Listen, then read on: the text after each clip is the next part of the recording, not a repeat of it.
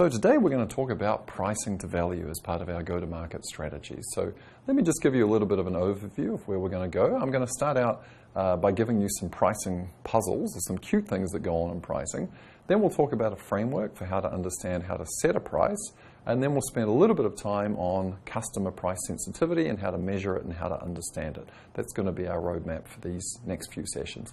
So let's begin with some motivation and some puzzles. And before I say this, pricing is probably one of the key things to really think about in marketing, because oftentimes prices are made really, really arbitrarily.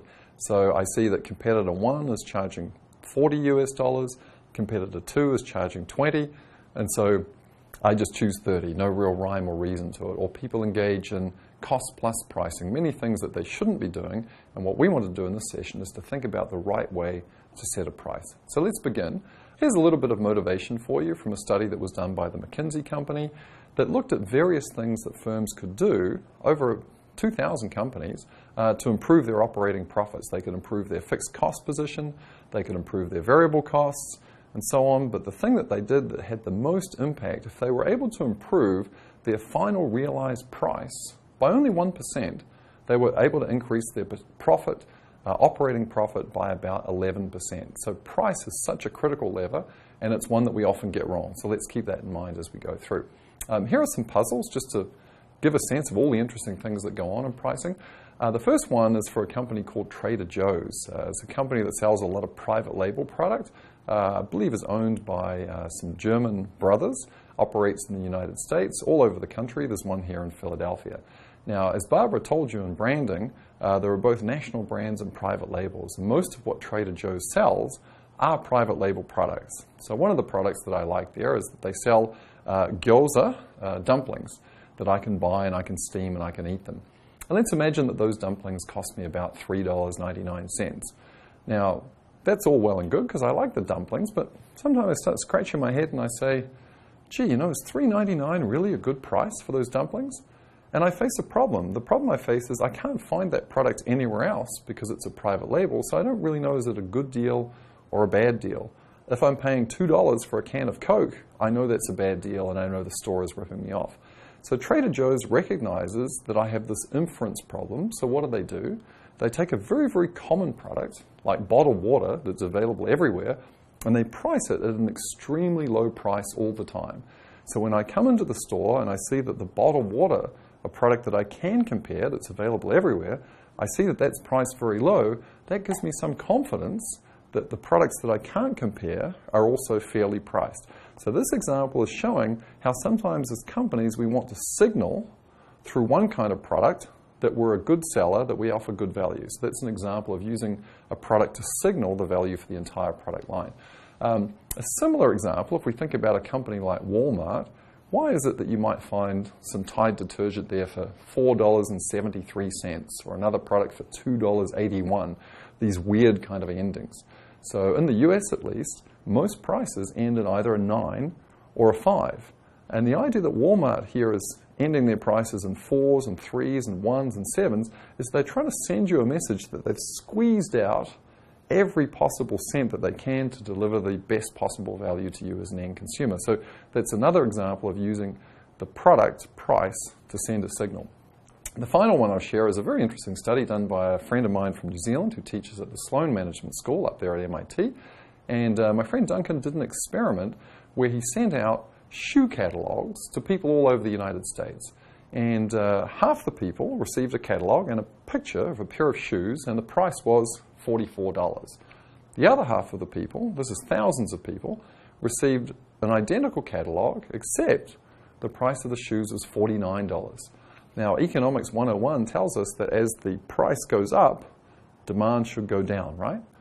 But Duncan found exactly the opposite. More shoes were sold at $49 than at $44. And why is that? Because when you see 44, the way you encode it psychologically is, gee, that's kind of a weird price. I don't normally see 44. That's like 10% more than 40. But when you see 49, you feel like that's a discount from 50. And so what I'm trying to indicate through these examples is the price is more than just a number that indicates what you have to pay. It sends all kinds of other signals, and that's going to be one of our themes as we go through.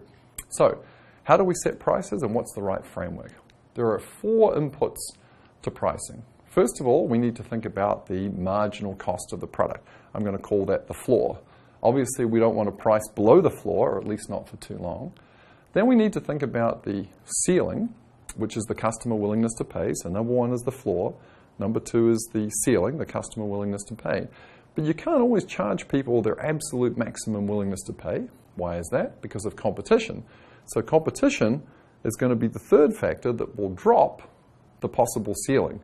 If my customer is willing to pay $10, but he can get that product from a competitor for $6, then that's going to drop my price from 10 down to 6. And then number four is the amount by which prices have to be raised from marginal cost to give some money to distributors or resellers to motivate them to sell it. So those are the four key inputs to pricing that we're going to go through by way of example. I'm also going to show you a couple of examples of something called economic value to the customer. This is a very, very important concept. And the first example, the only one I'm going to show, is something that might be useful for you, those of you who like to eat chicken wings. There's a product called the Wing Dipper, and the Wing Dipper is a place where you can put the dip within which you want to dip your chicken wings. I guess it turns out when people eat chicken wings, I don't eat a lot myself, I guess they spray the dip around and they make a mess. And so therefore the restaurants are losing a lot of money, whereas if they had these wing dippers, the Wing Dipper controls the amount, and based on the size of your restaurant and the amount of wings that get eaten, you can calculate as a restaurant what the economic value of this product is. So many times in your communication, you're thinking about the economic value to the customer and trying to say that in a persuasive or an informative way. Okay, so now let's think about this pricing framework of the cost, the customer willingness to pay, the amount that competitors will bring the price down and collaborators will bring the price up through some examples. Let's relate the 5 C's of marketing: customers, company, collaborators, competitors, and context to the pricing decision. So first of all, from a company point of view, when you're setting a price, you might need to think about financial considerations. What's my required internal rate of return? You certainly need to think about consistency in the product line. So sometimes you might have a good, better, and best product. So the price that I'm going to charge for the Toyota Camry is somehow going to be related to the price that I'm charging for the Toyota Corolla. So you need to think about spacing out the prices in a way that's consistent. And then thirdly, you need to think about your own existing image. So it may be very, very difficult for Walmart, who has a low price image, to sell really, really expensive stuff. Similarly, it may be very, very difficult for Saks, Fifth Avenue, to sell things very, very cheaply because that's also inconsistent with their overall image. So those are 3 things that are very important to think about from a company point of view. From a competitor point of view, there's a whole raft of things, but here's the 3 most important. The first thing you need to think about is that when you set your price, how will your competitor respond? Will your competitor respond extremely aggressively and take whatever your price is and cut below it? Is the competitor going to do things that are irrational? Does the competitor have deep pockets? And so on. So the first thing is, how aggressive is this competitor? The second thing you need to think about is, when you do something in the market with your price, how is that competitor going to respond?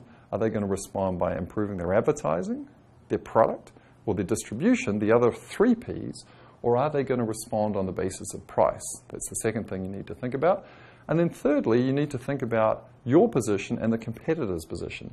So if you're the market leader, in some sense, you have a responsibility to try and keep your prices high.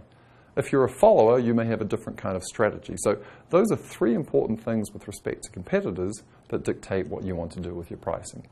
When it comes to collaborators or distributors, they care a lot about margin, but they also care about their return on assets, and we'll be talking about that a little bit later on. So are you pricing in such a way that allows the collaborator or distributor who's selling your product to turn the product frequently enough? And finally, we come to the customer. The customer issues are probably the most important, so this is where I'm going to spend the most time. And the key idea is customer price sensitivity. In terms of economics, this is sometimes referred to as a price elasticity. You might remember this from your high school or college education days in economics. Price elasticity just means the following: if I raise the price by 1%, by how much does demand drop? So if I raise the price of my product by 1% and demand drops 5%, that means that the product is highly elastic. There's a lot of stretch to the price.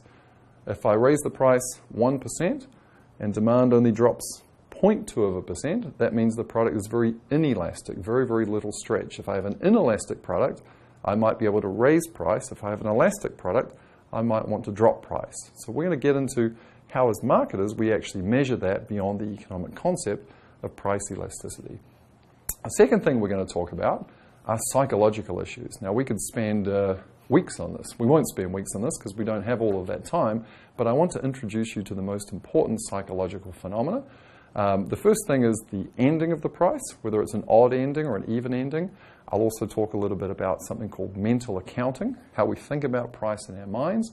I'll give you a short summary of a very famous psychological principle called prospect theory or psychological theory, actually a Nobel Prize winning theory that has some very, very interesting implications for pricing.